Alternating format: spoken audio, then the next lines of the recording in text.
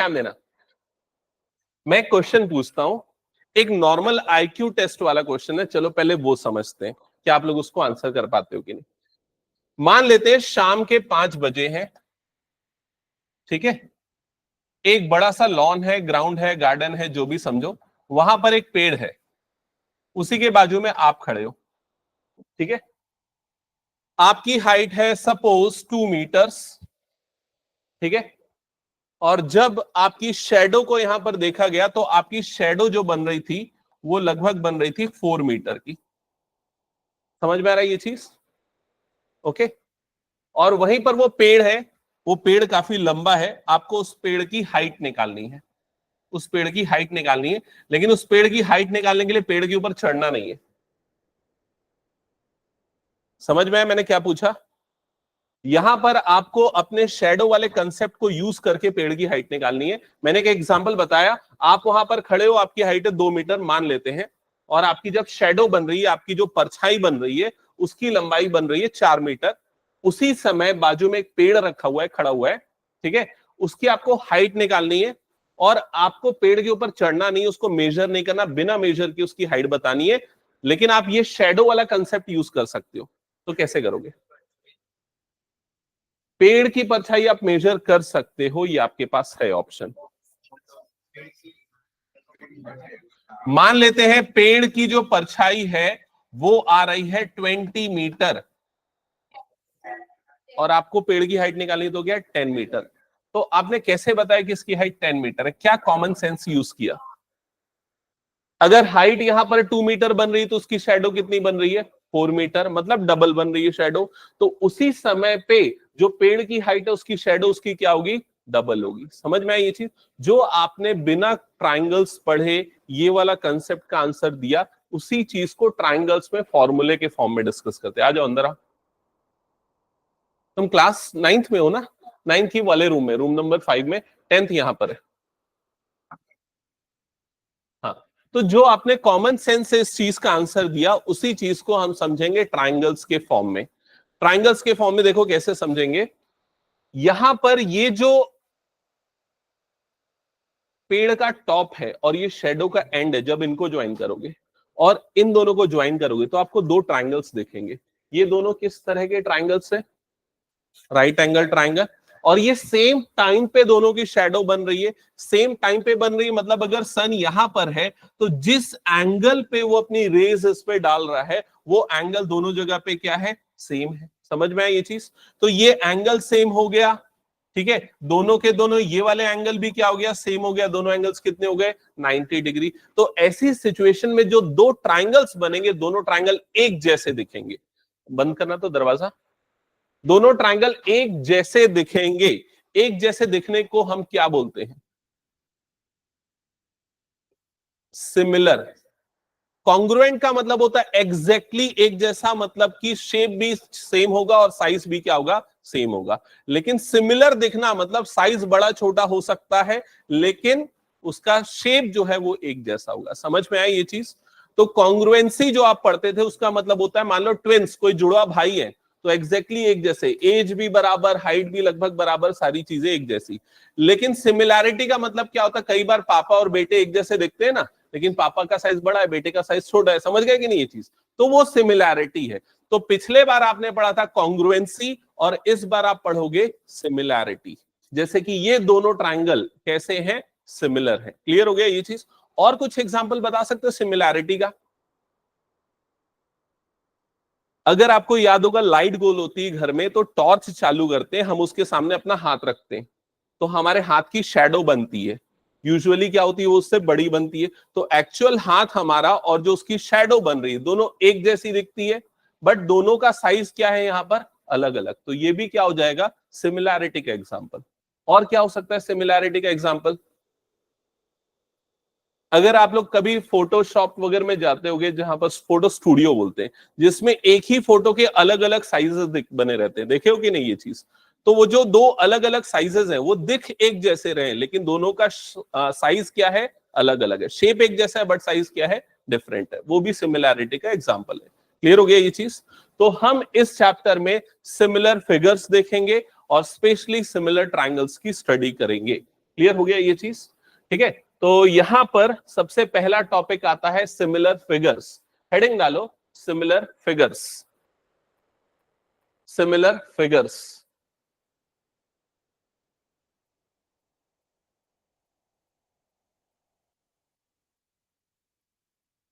लिख लिया सबने? हाँ, अब सामने आपको कुछ फिगर्स दिख रहे हैं जो आपस में सिमिलर हैं। फर्स्ट वाला जो फिगर है ये कौन सा है? सर्कल्स का। तो ये दोनों सर्कल आपस में सिमिलर हैं, ये दोनों सर्कल आपस में सिमिलर है। क्या सारे सर्कल आपस में सिमिलर होंगे? क्या सारे सर्कल एक जैसे दिखते हैं? तो आंसर है हाँ। तो एक स्टेटमेंट लिखो, all circles are similar to each other. All circles are similar to each other. तो सारे सर्कल एक दूसरे के सिमिलर होते हैं। मैं एक और स्टेटमेंट बोलता हूं, आप लोग बस ट्रू या फॉल्स बताना। All circles are congruent to each other. No. कब सर्कल कॉन्ग्रुएंट हो जाएंगे? जब उन दोनों का रेडियस क्या हो जाएगा? इक्वल। क्या ये क्लियर हो गया? नेक्स्ट, ये कौन से शेप है बताओ तो? ये जो दिख रहे हैं स्क्वायर्स, तो क्या सारे स्क्वायर सिमिलर होंगे? यस, सारे स्क्वायर सिमिलर होंगे। क्लियर? तो लिखो all squares are similar to each other. All squares are similar to each other. Note किया? ये जो देख रहे हो थर्ड फिगर, ये ट्राइंगल है। इधर इधर सामने ये ट्राइंगल है, लेकिन एक कौन सा ट्राइंगल है? ट्राइंगल के भी अलग अलग टाइप होते हैं ना, नाम बताऊं? आइसोसेलेस, इक्विलेटरल, राइट एंगल, कौन सा है? आइसोसेलेस किसको बोलते हैं? जिसके दो साइड इक्वल है। इसको देख के क्या लग रहा है? तीनों साइड इक्वल है, तो ये कौन सा ट्राइंगल है? इक्विलेटरल। तो लिखो all equilateral triangles are all equilateral triangles are all equilateral triangles are similar to each other.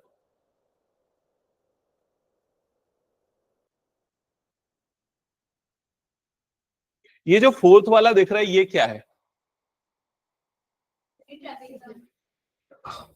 Okay, ये क्वाड्रिलेटरल है, और क्वाड्रिलेटरल के भी अलग अलग टाइप होते हैं। तो इस टाइप को क्या बोलते हैं? ट्रेपेजियम बोलते हैं, जिसमें एक साइड पैरेलल होती है। क्या सारे ट्रेपेजियम सिमिलर होंगे या नहीं? पक्का? चलो एक एग्जांपल लेते हैं। मान लो मैं एक और ट्रेपेजियम बनाता हूं। मान लो एक ट्रेपेजियम ऐसा बना दिया, क्या ये सिमिलर है? नहीं। तो सारे ट्रेपेजियम एक दूसरे के सिमिलर नहीं होंगे। समझ में आई ये चीज? ठीक है, लेकिन ये वाले केसेस में सारे एक दूसरे के क्या होंगे? सिमिलर होंगे। क्या ये हटा दूं? हो गया तो सभी का। चलो आगे बढ़ते हैं। नेक्स्ट, ये कुछ और एग्जांपल है सिमिलर फिगर्स का। देखो अलग अलग ताजमहल की फोटो है, छोटी बड़ी, सारे क्या है आपस में? सिमिलर। ठीक है, आगे बढ़ते हैं। ये वाला केस स्टडी आपकी बुक में गिवन था, मैं उसी से फोटो कॉपी, उसी का फोटो चिपकाया हूं, देख लो क्या है। यहां पर ऊपर एक लाइट लगी हुई है। सारे बच्चे इधर पे देखो ना, ये क्यों समझना जरूरी है? केस स्टडी में ऐसा क्वेश्चन घुमा फिरा के पूछता है। ऊपर एक लाइट लगी हुई है, यहां पर एक शीट है, इन्होंने इस शीट को पकड़ के रखा हुआ है। शीट को मार्क करके लिखा हुआ है, क्या है लिखा हुआ है? ABCD। नीचे क्या होगा? उसका शैडो बनेगा। समझ में आ रहा है ये चीज? जो शैडो बनेगा उसकी लेंथ एक्चुअल शीट की लेंथ से क्या होगी? ज्यादा होगी। डबल होगी कि 1.5 गुना होगी हमें नहीं पता, बट क्या होगी? ज्यादा होगी। तो ऊपर वाली शीट और नीचे वाली शीट दोनों क्वाड्रिलेटरल के शेप में होगी। क्या ये दोनों सिमिलर होंगे या नहीं होंगे? यस, ये दोनों सिमिलर होंगे, क्योंकि जैसा शेप इसका है वैसे ही उसकी शैडो का भी प्रोजेक्शन होगा। समझ में आया कि नहीं ये चीज? तो यस, ये एक दूसरे के सिमिलर होंगे। अब ये तो हम देख के विजुअली समझ रहे हैं कि सिमिलर हैं, लेकिन उसका रूल क्या है? मैथमेटिकल रूल क्या है? तो मैथमेटिकल रूल ये है कि कोई भी दो क्वाड्रिलेटरल या कोई भी दो पॉलीगॉन्स तभी सिमिलर होंगे जब उनके सारे एंगल्स इक्वल हो और उनके सारे करस्पॉन्डिंग साइड्स का रेशियो इक्वल हो। ठीक है, तो लिखो ऊपर जो हेडिंग लिखा है, टू पॉलीगॉन्स। जो बच्चे लेट से आए ना, थोड़ा सा जगह छोड़ के रखो, जो चीजें छूट गई उसको ड्रॉ करना, नोट करना। ठीक है, लगभग एक पेज लिखो। Two polygons of same number of sides, two polygons of same number of sides are similar, two polygons of same number of sides are similar if first point है ये लिखना, if their corresponding angles are equal, their corresponding angles are equal,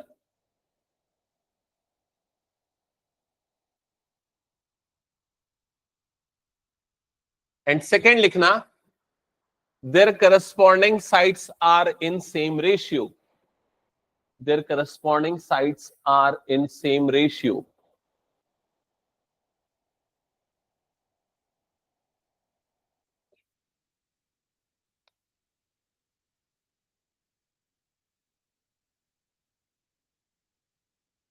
अब ये एक figure draw कर लेना, यहां पर मार्क कर देना ए बी सी डी और यहां पर P Q R S, A B C D P Q R S, एक छोटा एक बड़ा, साइज अलग अलग, शेप एक जैसा।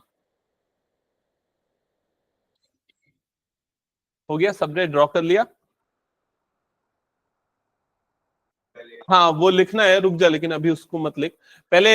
ये फिगर सबने ड्रॉ कर लिया? ये दोनों पॉलीगॉन्स हैं, दोनों में सेम नंबर ऑफ साइड्स है। कितने साइड्स है? 4 साइड्स है। इन दोनों के सिमिलर होने की condition as per the statement क्या है? पहली वाली लाइन क्या बोलती है? There corresponding angles are equal. Corresponding angle का मतलब क्या है? एंगल ए और इसका करस्पॉन्डिंग कौन सा होगा? Angle P. ये इक्वल होना चाहिए, तो यहां पर लिखो angle A is equal to angle P. Angle B किसके इक्वल होना चाहिए? एंगल क्यू के। Angle B is equals to angle Q. इसी तरीके से angle C is equals to angle R और angle D is equals to angle S. ये पहली कंडीशन है कि करस्पॉन्डिंग एंगल आपस में क्या होने चाहिए? इक्वल। दूसरी कंडीशन क्या है? दूसरी कंडीशन क्या है? आपने लिखा ना, there corresponding sides are in same ratio. Same ratio में होने चाहिए। सेम रेशियो मतलब ए बी और पी क्यू का रेशियो किसके इक्वल होना चाहिए? बी सी और क्यू आर के, और सी डी और एस आर के। ये वाला रेशियो क्या होना चाहिए? इक्वल। तो सेकेंड पॉइंट लिखो, सेकेंड पॉइंट लिखो, A B upon P Q is equal to B C upon Q are is equal to C D upon S R is equal to A D upon P S. तो ये वाले ratios आपस में क्या होने चाहिए? Equal. ये बहुत सिंपल सा स्टेटमेंट है कोई भी दो पॉलीगॉन के सिमिलर होने के लिए। पॉलीगॉन का मतलब क्या होता है? ऐसा शेप जिसमें 3 से ज्यादा साइड हो, चाहे वो ट्रायंगल ले सकते हैं, क्वाड्रिलेटरल ले सकते हैं, कुछ भी ले सकते हैं। तो क्या ये रूल सबको समझ में आ गया? हटा दूं इस पूरे को मैं? चलो अब स्टार्ट करते हैं हम कुछ क्वेश्चंस। तो सामने आपको 2 फिगर्स दिख रहे हैं, आपको पेन वेन कुछ नहीं उठाना, सिर्फ सामने देखना है, इधर पे ध्यान दो, ठीक है? आपको मुझे ये देख के बताना है क्या ये दोनों शेप्स सिमिलर हैं या नहीं। अब आप वो रूल से डिसाइड करोगे। कौन सा रूल? पहला रूल क्या बोलता है? सारे एंगल, सारे करस्पॉन्डिंग एंगल क्या होने चाहिए? इक्वल। तो ये 85 है, ये भी 85 है, एंगल की बात कर रहा हूं मैं। ये 105 है, ये 105 है, ये 100 है, ये भी 100 है। तीसरा चौथा वाला कौन सा है? 70 70। पहला रूल फॉलो हो रहा है। दूसरा रूल क्या बोलता है? साइड्स का रेशियो क्या होना चाहिए? सेम। अब साइड्स का रेशियो निकालेंगे तो ये हो गया 1.5 अपॉन 3, 1.5 अपॉन 3.0, जिसको हम क्या लिख सकते हैं? 15/30 लिख सकते हैं या 1/2 लिख सकते हैं। क्या ये सबको क्लियर हो गया? तो इनका रेशियो 1/2 है, सभी का रेशियो कितना आना चाहिए? 1/2। इनका रेशियो कितना आएगा? 1/2 आएगा ना, 2.5 डिवाइडेड बाय 5.0। इनका रेशियो कितना आएगा? 1/2। इनका रेशियो कितना आएगा? 1/2। सबको पता है ना, ये इसका डबल वो होता है। समझ में आया कि नहीं ये चीज? तो दूसरा कंडीशन भी क्या हो गया? फॉलो कर रहा है। सारे एंगल इक्वल और सारे साइड्स इक्वल नहीं है, सारे साइड सेम प्रपोर्शन में है, या उनका रेशियो आपस में क्या है? इक्वल है, सेम है। समझ में आया कि नहीं ये चीज? तो ये 2 रूल फॉलो हो रहा है, इसलिए ये दोनों फिगर्स क्या है? सिमिलर है। हटा दूं इसको मैं? चलो नेक्स्ट आते हैं। हाँ, आराम से, गलत आंसर नहीं होना चाहिए, सोच समझ के आंसर करो। क्या ये दोनों सामने वाले शेप हैं वो सिमिलर हैं या नहीं? सारे एंगल कितने हैं? सारे एंगल कितने हैं? 90 डिग्री। देखो सारे एंगल 90 डिग्री, पहला रूल फॉलो हो रहा है। दूसरा रूल क्या बोलता है? सारे साइड सेम रेशियो में होने चाहिए। तो ये वाले साइड का रेशियो कितना है? 1। लेकिन क्या है, इन दोनों साइड्स का रेशियो 1 आ रहा है? नहीं आ रहा। तो ये दोनों सिमिलर नहीं है। क्या ये समझ में आ गया सबको? चलो आगे बढ़ते हैं नेक्स्ट क्वेश्चन की तरफ। क्या ये दोनों सिमिलर है या नहीं बताओ? साइड्स का रेशियो कितना है? 2.1 4.2, तो डबल है उसका। तो रेशियो कितना आ रहा है? 2.1 डिवाइडेड बाय 4.2, तो ये रेशियो 1/2। ये रेशियो भी कितना आएगा? 1/2। ये रेशियो भी कितना आएगा? 1/2। ये रेशियो भी कितना आएगा? 1/2। क्या सिमिलर है? नहीं, फिर भी नहीं, क्योंकि एंगल इक्वल नहीं है। यहां पर सारे एंगल कितने हैं? 90 डिग्री। लेकिन क्या ये 90 डिग्री बन रहा है? नहीं बन रहा है। तो आपको दोनों चीज देखनी है, एंगल्स इक्वल होने चाहिए और साइड्स सेम प्रोपोर्शन में होने चाहिए, या उनका रेशियो इक्वल होना चाहिए। रूल्स क्लियर हो गया सबको? चलो आगे बढ़ते हैं। अब ये फिल इन द ब्लैंक्स वाला क्वेश्चन है फर्स्ट एक्सरसाइज का। पहला statement, all circles are similar. पहला लाइन मैंने लिखवाया था, जो बच्चे लेट्स हैं वो सुन लो, ये सब चीजें मैंने लिखवा दी है। All circles are similar. Second क्या है? All squares are. Third, all dash triangles are similar, equilateral. Fourth, all the two polygons of same number of sides are similar if their corresponding angles are and their corresponding sides are proportional या same ratio, जो आप बोलो दोनों सही है। क्या ये clear हो गया? तो अभी तक की समरी सबको समझ में आ गई। ये सारी चीजें सिमिलर फिगर्स के बारे में थी, पॉलीगॉन्स के बारे में थी, जिसमें क्वाड्रिलेटरल भी आ सकता है, ट्राइंगल भी आ सकता है। लेकिन अब आगे हम सिर्फ और सिर्फ ट्राइंगल के बारे में स्टडी करने वाले हैं, ठीक है? उसके पहले कुछ ऐसे फालतू से क्वेश्चन भी, क्या लिखा पढ़ो। Of pair of similar figure, तो दो सिमिलर फिगर बनाने और दो नॉन सिमिलर फिगर बना लोगे ना ये वाला। इसके बाद ये दोनों को बताना है सिमिलर है या नहीं। क्यों नहीं है? एंगल अलग अलग है, भले ही रेशियो एक जैसे हो लेकिन एंगल अलग अलग है। अब आ जाते हैं सिमिलैरिटी ऑफ ट्राइंगल्स के ऊपर। अब ये यहां तक की जो चीजें मैंने बताई, तुम लोगों ने कुछ नहीं लिखा है तो उसके लिए जगह छोड़ो, 1-1.5 पेज लगभग, और वो फर्स्ट एक्सरसाइज को प्रॉपरली कर लेना, ठीक है? हाँ, यहां से स्टार्ट करेंगे, फिर आगे 1-1.5 पेज छोड़ के फिर ये हेडिंग डालो, सिमिलैरिटी ऑफ ट्राइंगल्स। अपनी हैंडराइटिंग के हिसाब से छोड़ दो जगह, हाँ आ जाएगा, अपने हिसाब से समझ लो, ठीक है? इसके पहले जो हमने पढ़ा उससे क्वेश्चन आएगा तो 1 मार्क का क्वेश्चन आएगा। और आज तुम लोग बहुत लकी हो, क्योंकि आज के दिन, जिस दिन तुम लोग आए हो, मैं एक ऐसा क्वेश्चन कराऊंगा जो तुम लोगों के बोर्ड एग्जाम्स में प्रिंट हो चुका है। आएगा ही आएगा वो क्वेश्चन, मैं श्योर हूं, ठीक है? मेरे को क्यों पता है? क्योंकि पिछले 10 सालों से हर बार वो क्वेश्चन आता ही है, ठीक है? ठीक है, चलो इधर पे ध्यान देना। सिमिलैरिटी ऑफ ट्राइंगल, हेडिंग डाला सबने? Similarity of triangle. तो क्या रूल है? कोई दो ट्राइंगल कब सिमिलर होंगे? जब उनके एंगल्स क्या होंगे? इक्वल, और साइड्स का रेशियो क्या होगा? सेम होगा, सेम प्रोपोर्शन में होगा। क्लियर हो गया? तो जो चीज जो हमने पहले लिखी थी वही चीज दोबारा यहां पर रिपीट होगी। लिख लो, two triangles are similar, two triangles are similar if corresponding angles are equal, corresponding sides are in same ratio. Corresponding angles are equal, corresponding sides are in same ratio. लिख लिया सबने?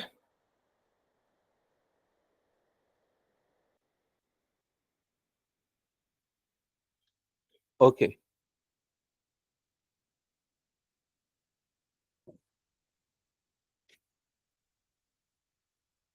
ठीक है।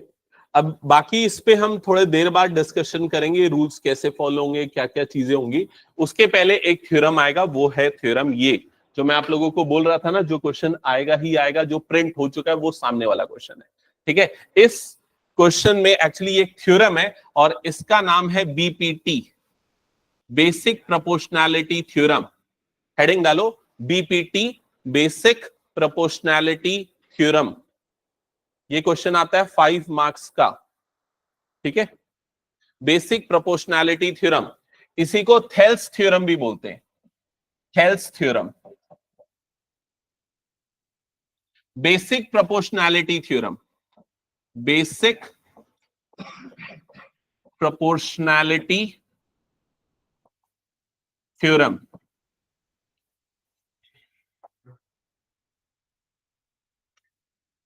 ठीक है, तो इस थ्योरम की स्टेटमेंट पहले मैं एक बार पढ़ रहा हूं, सुनना, फिर उसके बाद समझते हुए लिखना। स्टेटमेंट भी याद रखना है। इसका क्वेश्चन या तो स्टेटमेंट के फॉर्म में आएगा या सीधा हेडिंग के साथ दे देगा, स्टेट एंड प्रूफ बीपीटी, ये दे देगा क्वेश्चन। ठीक है, तो क्या लिखा है, if a line is drawn parallel to one side of a triangle. ये वाली लाइन का मतलब समझ में आएगी नहीं? If a line is drawn parallel to one side of a triangle, तो इसको विजुअलाइज कराता हूं। मान लेते हैं ये एक ट्राइंगल है, ठीक है, और इस लाइन का मतलब है if a line is drawn parallel to one side of a triangle, मतलब अगर हम कोई एक लाइन बनाते हैं जो किसी ट्राइंगल की एक साइड के क्या है, पैरेलल है। यहां तक क्लियर हो गया? आगे क्या लिखा है, to intersect the other two sides in distinct point. तो ये जो लाइन है, ये अदर टू साइड्स को, बाकी दोनों साइड को डिस्टिंक्ट पॉइंट्स पे कट कर रही है, इंटरसेक्ट कर रही है। और यहां जहां पर वो इंटरसेक्ट कर रही है, मान लो वाला पॉइंट क्या है, पी और क्यू है। क्लियर हो गया ये चीज? फिर क्या लिखा हुआ है, the other two sides are divided in same ratio. ये आखिरी वाली लाइन का मतलब क्या है, बाकी दोनों जो साइड है जिसको वो इंटरसेक्ट कर रही है, वो किस में डिवाइड हो जाएंगे, सेम रेशियो में। सेम रेशियो का मतलब है, अगर मान लो ये ए है, ये बी है और ये सी है, तो इन दोनों का रेशियो, किसका रेशियो, एपी और पीबी का रेशियो किसके इक्वल हो जाएगा, ए क्यू और क्यूसी के रेशियो के इक्वल हो जाएगा। ये इस स्टेटमेंट का मतलब है। क्या ये समझ में आया? किसी ट्राइंगल में एक साइड के पैरेलल अगर हम लाइन बनाएंगे, तो वो बाकी दोनों साइड को सेम रेशियो में डिवाइड करेगा। इसी थ्योरम का नाम है बीपीटी, बेसिक प्रोपोर्शनैलिटी थ्योरम। अब लिखो इसकी statement, AP upon P Q is equal to A Q upon Q C. ऐसा, हाँ, पीबी लिखना चाह रहा था मैं। चल ठीक है ना, उसको लिखाऊंगा प्रॉपर्ली। अभी समझ में आ गया ना ये देख के फिगर? हाँ लिखो, if a line is drawn, if a line is drawn parallel to one side of a triangle, parallel to one side of a triangle, parallel to one side of a triangle, to intersect other two sides, to intersect other two sides, to intersect other two sides in distinct points, in distinct points. The other two sides are divided in same ratio. The other two sides are divided in same ratio.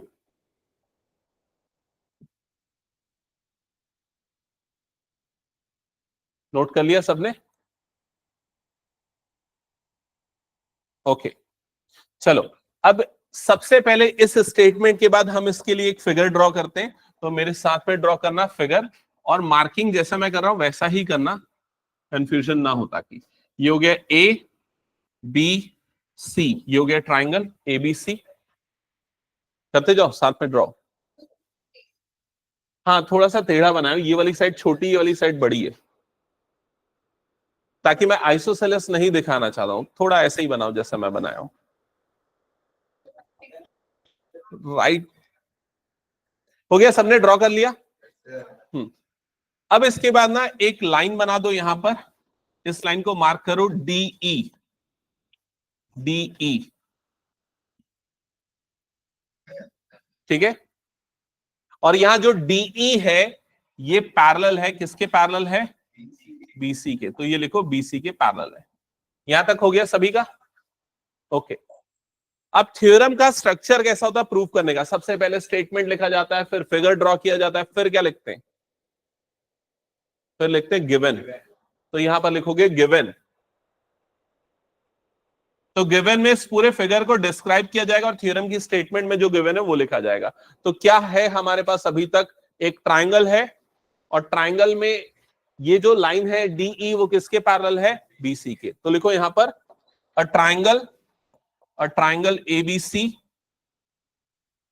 And DE parallel to BC, और DE जो है वो parallel है किसके, BC के। यहां तक हो गया सभी का, ये गिवन आ गया। फिर उसके बाद टू प्रूव, तो थ्योरम में हमेशा आपको यह समझना है कि जो इफ के बाद लिखा है वो गिवन है और देन के बाद जो लिखा है वो टू प्रूफ है। तो यहां पर ये देन वर्ड आपको दिख नहीं रहा होगा, लेकिन ये जो कॉमा है उसके बाद जो लिखा है वो प्रूफ करना है हमें। तो क्या लिखा है उसके बाद, two sides are divided in same ratio. तो ये दोनों साइड्स किस रेशियो में डिवाइड हो रहे हैं, सेम रेशियो में। तो कौन सा रेशियो इक्वल होगा, एडी और डीबी का, एई और ईसी का, ये हमें प्रूफ करना है। तो टू प्रूफ के बाद लिखो एडी अपॉन डीबी ये इक्वल होगा किसके, एई अपॉन ईसी के। ये चीज आपको प्रूफ करनी। यहां तक हो गया सभी का। इसके बाद प्रूफ स्टार्ट करने के पहले कई बार हमें इसमें कंस्ट्रक्शन करना होता है, कई बार बिना कंस्ट्रक्शन के भी प्रूफ हो जाता है। इस क्वेश्चन में हमें कंस्ट्रक्शन की जरूरत पड़ेगी। तो हम कंस्ट्रक्शन में क्या कर रहे हैं, सुनना ध्यान से। हम ई से एक परपेंडिकुलर बनाएंगे ए बी में, देख रहे हो ये ए बी दिख रहा है ना सबको, ई से ए बी में परपेंडिकुलर बनाएंगे। और परपेंडिकुलर वो कुछ ऐसा दिखेगा, ये परपेंडिकुलर बन रहा है, यहां पर एंगल कितना बन रहा है, 90 डिग्री। और जहां पर जिस पॉइंट पे परपेंडिकुलर बन रहा है उस पॉइंट को मार्क कर देते हैं एम। ठीक है, तो यहां पर ये चीज कंस्ट्रक्शन में लिख लो। कंस्ट्रक्शन में लिख लेना, क्या लिखोगे, draw E M perpendicular to A B, draw E M perpendicular to A B, लिख लिया। एक और काम करेंगे, ई को बी से भी ज्वाइन कर देंगे, ई को बी से भी ज्वाइन कर देंगे। इसके बाद लिखना join E B, join E B. यहां तक लिख लिया सबने, ठीक है। इसके बाद हम इसका प्रूफ स्टार्ट करने वाले हैं।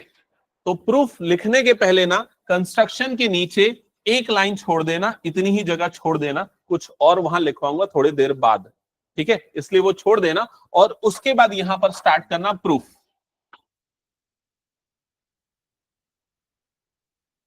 उसके बाद यहां से स्टार्ट करेंगे प्रूफ। चलो इधर पे ध्यान दो। सारे बच्चे एक चीज का मुझे आंसर दो, उसके बाद मैं इसका प्रूफ बताऊंगा। मैं यहां पर दो ट्राइंगल्स बना रहा हूं, ये दो ट्राइंगल्स हैं मेरे पास, ठीक है। मैं दोनों ट्राइंगल में ये बेस ले रहा हूं, ये हो गया मान लो उसका बेस, ठीक है, ये दोनों का बेस है अलग अलग। मैं अगर पूछता हूं कि भाई इसकी हाइट बताओ, हाइट कैसे, किसको इसकी हाइट बोलेंगे, इस ट्राइंगल की हाइट किसे बोलेंगे। या हाइट अगर ड्रॉ करना है, भाई ये बेस हो गया, हाइट ड्रॉ करना है, कहां ड्रॉ करोगे, कैसे ड्रॉ करोगे, यहां से परपेंडिकुलर ड्रॉ कर दोगे, ये इस ट्राइंगल की क्या कहलाएगी, हाइट कहलाएगी, ठीक है। एरिया निकालने के लिए फॉर्मूला क्या यूज करेंगे, half base into height.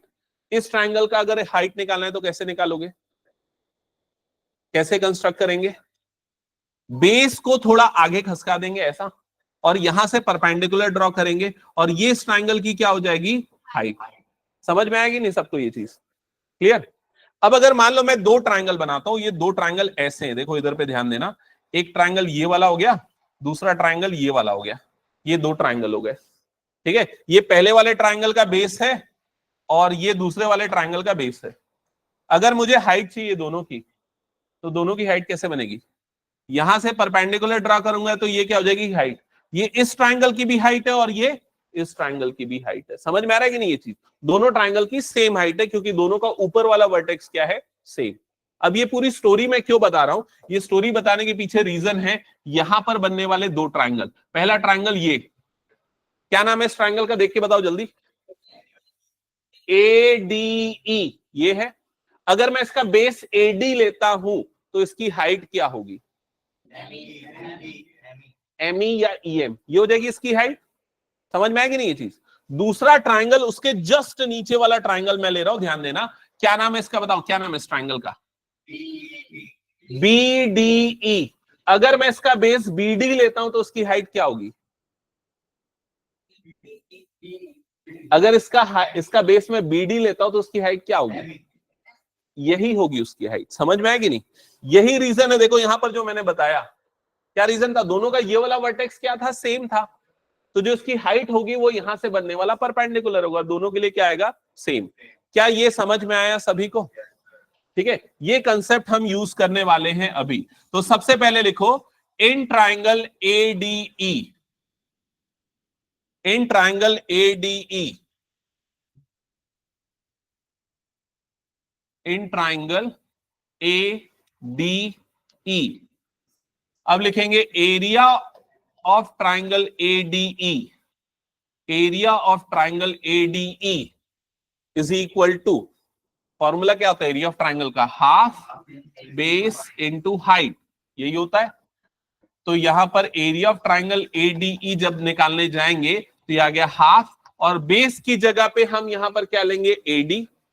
Base की जगह पे लेंगे AD, और हाइट की जगह पे क्या लेंगे? ME या फिर EM। हाफ AD इंटू ये क्या हो जाएगा? EM। क्या ये सबको समझ में आ गया? ये वाले ट्राइंगल का area half base into height. Okay, और इसे इक्वेशन नंबर 1 मार्क कर दो, इक्वेशन नंबर 1।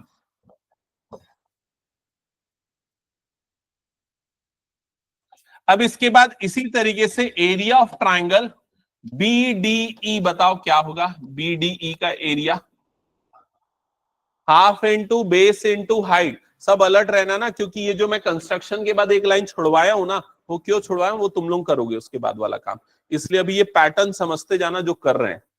ठीक है, तो BDE का जो एरिया है, यही यहां भी सेम फॉर्मूला लगेगा, half base into height. Base क्या लेंगे इसका? श्रेया DB, और हाइट क्या हो जाएगी उसकी? EM या ME। समझ में आ रहा है ये चीज? तो ये भी क्या हो जाएगा? हाफ DB इंटू EM, और ये आ जाएगा हमारा इक्वेशन नंबर 2। यहां तक सबको समझ में आया? ओके। अब तुम लोगों के दिमाग में ये क्वेश्चन आ रहा होगा कि भाई हमें तो प्रूफ करना है ये वाला ratio AD/DB is equal to this and this, हम एरिया पे क्यों आ गए? तो ये जो दोनों एरिया निकले हैं, अगर एरिया का आप राइट साइड देखोगे तो क्या दिख रहा है? देखो राइट साइड में क्या दिख रहा है अनन्या सामने? राइट साइड में कौन सी टर्म दिख रही? हाफ AD और EM। इधर पे क्या? हाफ DB और EM। अब अगर दोनों का राइट साइड देखे तो EM दोनों में क्या है? कॉमन है, हाफ हाफ भी कॉमन है, और AD और DB चाहिए जो हमें प्रूव दैट के लेफ्ट हैंड साइड में है। समझ में आ रहा है कि नहीं ये चीज? तो अगर आपको AD और DB चाहिए तो क्या करोगे इन दोनों इक्वेशन के साथ?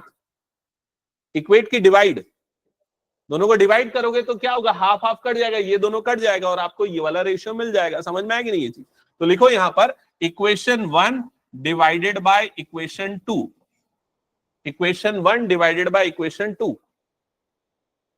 तो लेफ्ट हैंड साइड में क्या आएगा? Area of triangle ADE upon area of triangle BDE is equal to, right side में क्या आएगा? Half AD into EM upon half DB into EM। क्या ये समझ में आ गया सभी को? हाँ, इसके बाद क्या होगा? EM cut, half half cut, अब जो बचा उसको लिख दो। Area of triangle ADE upon area of triangle BDE is equal to AD upon DB, और इसे अब मार्क कर दो इक्वेशन नंबर 3। क्या यहां तक सबको समझ में है क्या क्या किया हमने? हाँ, तो ये पूरे यहां तक की समरी बताओ हमने क्या क्या किया ये पूरे पार्ट में, प्रूफ वाले पार्ट में। कंस्ट्रक्शन से, हाँ कंस्ट्रक्शन से। कंस्ट्रक्शन में सबसे पहले हमने क्या किया? सारे एक मिनट पहले नोट कर लो, जो जो नोट कर रहे हो। श्रेया जल्दी नोट करो, स्वाति जल्दी करना, और किसी का पेंडिंग है?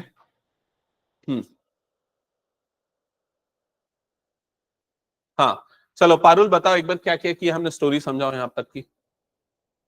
सबसे पहला कंस्ट्रक्शन हमने क्या कंस्ट्रक्ट किया यहां पर, ई से परपेंडिकुलर बनाया। कहां पर परपेंडिकुलर बनाया, ए बी में। ई से किस पे परपेंडिकुलर बनाया, ए बी में, ठीक है। फिर उसके बाद हमने क्या किया, ई बी को ज्वाइन किया। इसको ज्वाइन करने के बाद हमें दो ट्राइंगल मिला, एक ऊपर और एक नीचे, ठीक है। ऊपर वाले ट्राइंगल के एरिया निकाला किस फॉर्मूले से, half base into height. Base क्या लिया, बेस क्या लिया, बेस क्या है एडी, और हाइट क्या है ईएम, तो half base into height AD, ये आ गया। समझ में आया ये चीज, ठीक है। फिर उसके बाद दूसरा वाला ट्राइंगल लिया, उसमें भी सेम फॉर्मूला लगाया, हाफ बेस इनटू हाइट। अब बेस क्या लिया इसका, डीबी, और हाइट क्या हो गया इसका ईएम, तो हाफ डीबी इंटू ईएम। फिर उसके बाद दोनों इक्वेशन को क्या कर दिया, डिवाइड, जिससे सारे टर्म्स कट गए। क्या मिल गया हमें, एडी और डीबी, एडी अपॉन डीबी, जो कि हमारे प्रूफ करने का लेफ्ट हैंड साइड है। क्या यहां तक की स्टोरी समझ में आ गई। अब आपको यही तरीका फॉलो करके राइट साइड निकालना है। आई रिपीट, यही तरीका यूज करके राइट साइड निकालना है। मैं थोड़ा सा हिंट कर देता हूं, देखो राइट साइड में आपको क्या दिख रहा है, एई और ईसी। एई कहां पर है देखो थोड़ा सा, एई दिख गया, ईसी दिख गया, समझ में आ रहा है ये चीज। तो पिछले बार आपने ई से एम परपेंडिकुलर बनाया था, इस बार कहां से परपेंडिकुलर बनाओगे, डी से यहां पर, जिसको नाम दे देंगे डीएन। तो लिखो यहां पर डीएन, डीएन, तो इसलिए मैंने जगह छुड़वाया था ताकि एक और कंस्ट्रक्शन आएगा। तो लिखोगे ड्रॉ डीएन, किसके परपेंडिकुलर बन रहा है, बोलते जाना, DN perpendicular to AC, DN perpendicular to AC. फिर किसको ज्वाइन करेंगे, डीसी को। लिखो इसका ज्वाइन डीसी, ज्वाइन डीसी।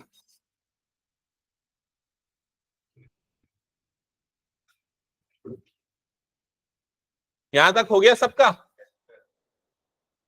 हाँ। अब फिर से दो ट्राइंगल को ध्यान में रखोगे। अब कौन से दो ट्राइंगल को ध्यान में रखना है, एक तो ऊपर वाला ट्राइंगल जो पिछले बार लिया था वही लेंगे इस बार भी, लेकिन नीचे वाला ट्राइंगल अब बदल जाएगा। कौन सा होगा नीचे वाला ट्राइंगल, डी ई सी, ये वाला ट्राइंगल, ये वाला ट्राइंगल और ऊपर वाला ट्राइंगल अभी भी क्या होगा, सेम। समझ में आई ये चीज। अब ऊपर वाले ट्राइंगल का दोबारा एरिया निकालेंगे, एरिया ऑफ ट्राइंगल एडीई, दोबारा इसी ट्राइंगल का एरिया निकालेंगे। फॉर्मूला भी सेम लगेगा, हाफ बेस इनटू हाइट, लेकिन अब हम बेस किसी और को लेंगे। अब हम किसे बेस लेंगे इस बार, अब हम बेस लेंगे एई को। समझ में आ रहा है कि नहीं ये चीज, एई को बेस लेंगे तो हाइट किसे माना जाएगा, एनडी, ये वाला उसका क्या हो जाएगा, हाइट हो जाएगा। समझ में आई ये चीज। लिखो area of triangle ADE, area of triangle ADE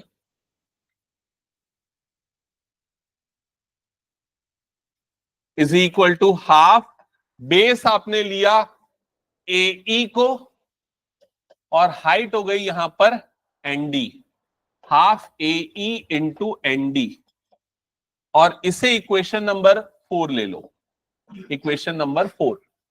अब कौन सा ट्राइंगल यूज करेंगे, देखो देख के बताओ, ट्राइंगल डीईसी, ये वाला ट्राइंगल लेंगे, ठीक है। तो एरिया ऑफ ट्राइंगल डीईसी, इसमें भी वही फॉर्मूला लगेगा, हाफ बेस इनटू हाइट का। अब इसका बेस क्या लेंगे बताओ जल्दी से, बेस लेंगे इसका ईसी, और इसकी हाइट क्या होगी, वही एनडीबीएन जो पिछले बार थी वही हाइट होगी। समझ में आई ये चीज। तो ये हो जाएगा half, half EC into ND, और इसे इक्वेशन नंबर 5 ले लेंगे। फिर क्या करेंगे बताओ जल्दी, डिवाइड करेंगे। तो लिखो इसके बाद equation 4 divided by equation 5, 4 divided by 5, तो लेफ्ट हैंड साइड में क्या आ जाएगा,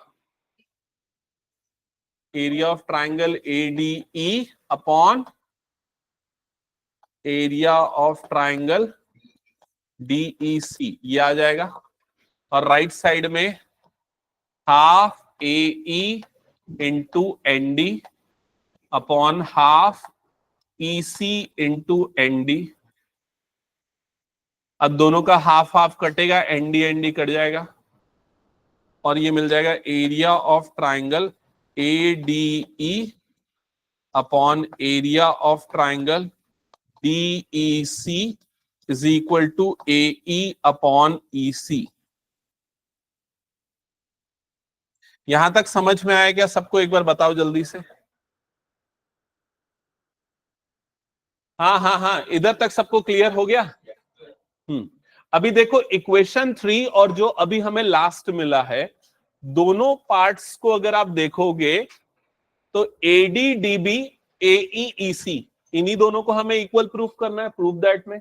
तो ये दोनों चीजों को इक्वल प्रूफ करने के लिए दोनों का लेफ्ट साइड भी क्या होना चाहिए? इक्वल होना चाहिए। तो इसका लेफ्ट क्या है? ऊपर में क्या रहे? ADE। इसके लेफ्ट के ऊपर में क्या रहे? ADE। तो दोनों का न्यूमरेटर तो सेम है। डिनोमिनेटर अगर देखोगे, क्या डिनोमिनेटर सेम है? नहीं, अलग है।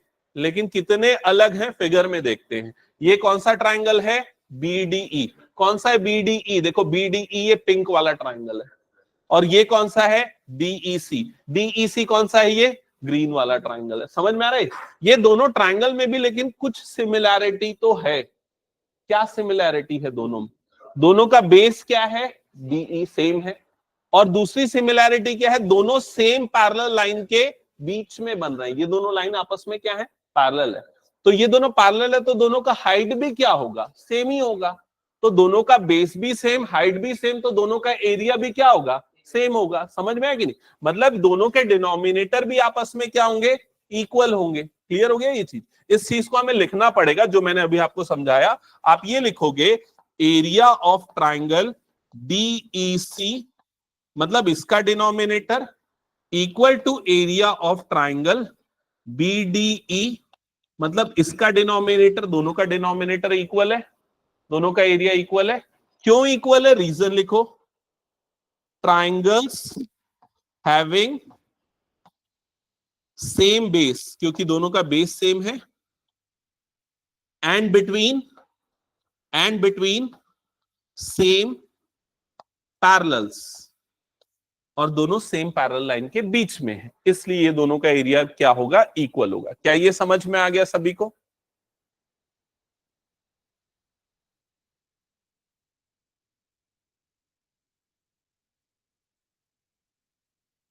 Triangles having same base and between same parallels.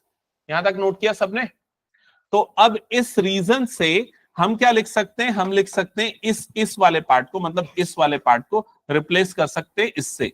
तो मैं लिख रहा हूं area of triangle ADE upon area of triangle DEC की जगह BDE लिख देता हूं। BDE is equal to AE upon EC। ये दोनों AE अपॉन EC के इक्वल आ गया। और अब इस इक्वेशन को ले लेंगे इक्वेशन नंबर 6। फिर फाइनली आएगा। यहां तक हो गया? सबने नोट किया?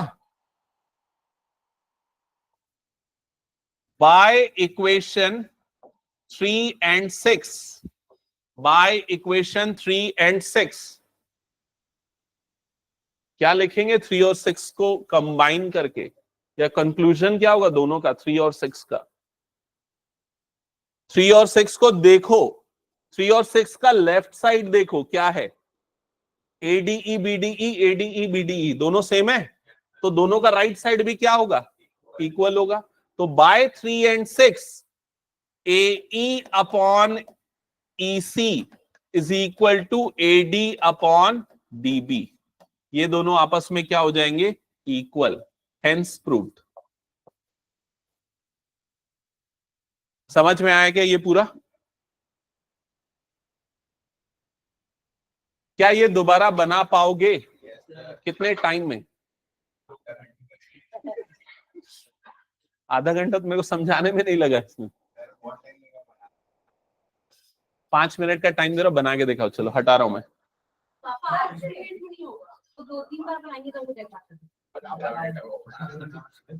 चलो 5 मिनट, 2 मिनट देख लो एक बार थोड़ा सा, उसके बाद बनाओ। ठीक है? एक काम करो, पहले बार स्टार्ट करो बिना देखे बनाना, ठीक है। अगर एक बार में नहीं बनता तो क्या होगा, थोड़ा बहुत चीटिंग कर लेना पीछे पेज पलट के, ठीक है। कौन सा टेस्ट चल रहा है, ठीक है। धीरे धीरे वो चीटिंग का अमाउंट कम करते जाना। हाँ, स्टेटमेंट याद करना है, क्योंकि कई बार क्वेश्चन में ऐसा पूछता है state and prove basic proportionality theorem, तो आपको स्टेटमेंट लिखना पड़ता है, ठीक है। तो इसलिए याद करना पड़ेगा स्टेटमेंट। हम्म यहां तक समझ में आया था, डिवाइड करने तक। फिर मैंने क्या कि डीईसी वाला जो ट्राइंगल है और बीडीई वाला जो ट्राइंगल है, दोनों के एरिया को इक्वल लिख दिया।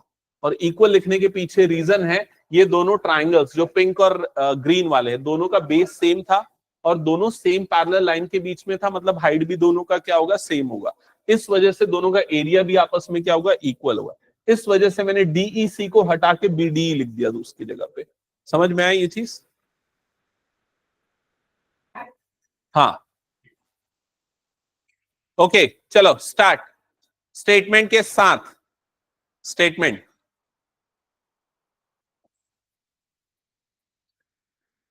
कॉपी मत करना ना, स्टेटमेंट एक बार पढ़ लो फिर उसके खुद से लिखना। ओवरऑल स्टेटमेंट में तीन इंपॉर्टेंट लाइन है। एक ट्राइंगल है, तो उसकी एक साइड के पैरेलल एक लाइन बनाएंगे, तो बाकी दोनों साइड सेम रेशियो में डिवाइड होंगे। इंपॉर्टेंट यही है इसके। अब घुमा फिरा के अपने वर्ड्स में लिख सकते हो उसको, बट मीनिंग चेंज नहीं होना चाहिए। If a line is drawn parallel to one side of a triangle intersecting other two sides, then other two sides are divided in same ratio. ठीक है, ओके, टाइम स्टार्ट्स नाउ। कोशिश करना कि ऊपर देखना ना पड़े। ऑनलाइन में भी जो बच्चे सॉल्व करो इसको खुद से, क्योंकि मैं बताया ये क्वेश्चन आता है, ये पक्का है, आना ही तय है इसका।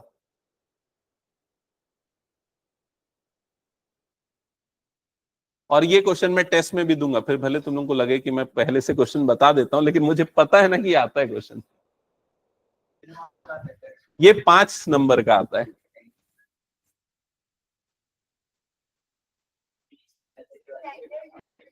हाँ, स्टैंडर्ड में भी।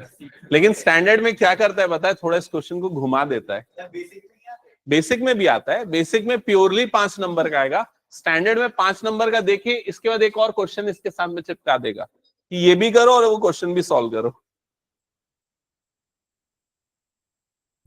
चलो अब बातें बंद, सॉल्व करके देखा फास्ट। हाँ, सब करना पड़ेगा।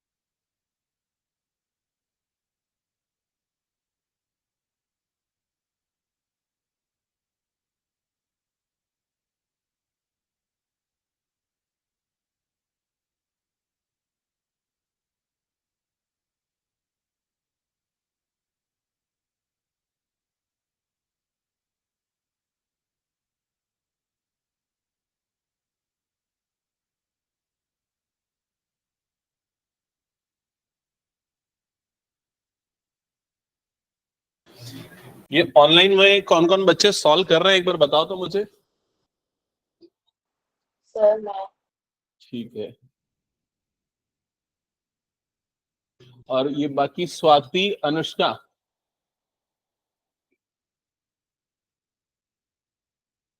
गैप हो गए, हो गया।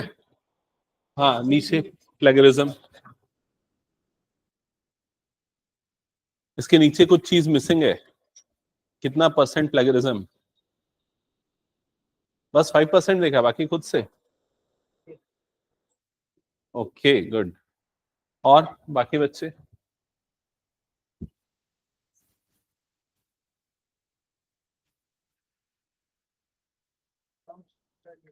स्टेटमेंट या अच्छा वो एबीसी कुछ चेंज किया क्या? स्टेटमेंट लर्न कर ले और एक बार पूरा बिना देखे अब कर सकता है ना तुरंत।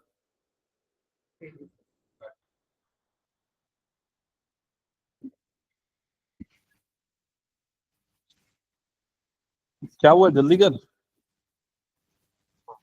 थोड़ा बहुत देख सकता है उसमें से हिंट।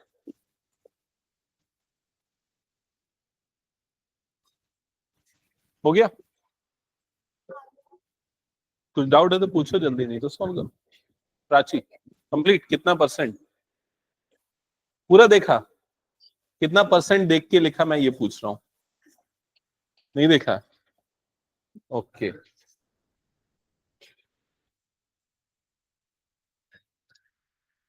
ये सेकेंड टाइम बना रहा है। हम्म, ठीक है।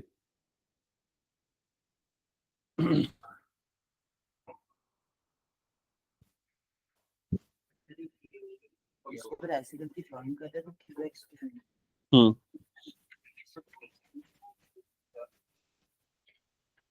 नहीं वो दूसरे वाले में लिखा ज्वाइन ईबी, ईबी को ज्वाइन किया।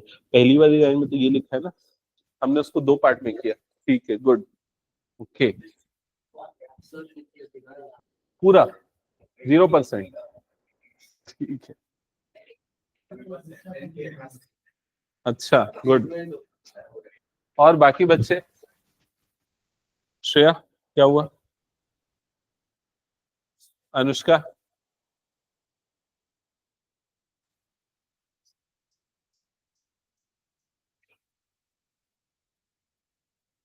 स्वाति कहां तक हुआ? Third equation. फिर सेम पैटर्न देखो बाजू वाले ट्राइंगल्स के लिए रिपीट करना है। और श्रेया जल्दी बनाओ, ठीक है। जो कुछ समझ में नहीं आ रहा पूछो मुझसे, कहां पर दिक्कत है, क्या कौन सा लाइन समझ में नहीं आया।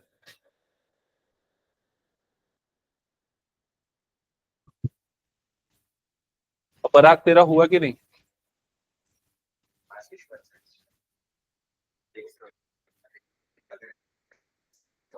आयुष्मान? हम्म,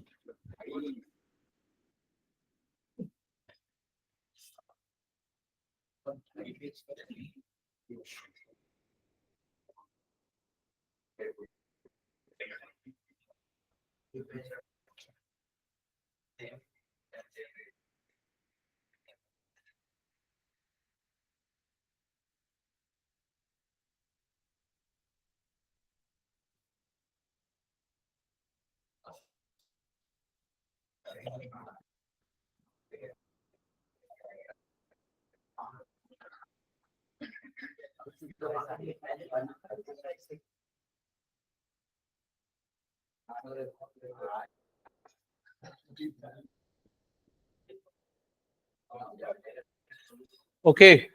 हो गया क्या सबका? ठीक है।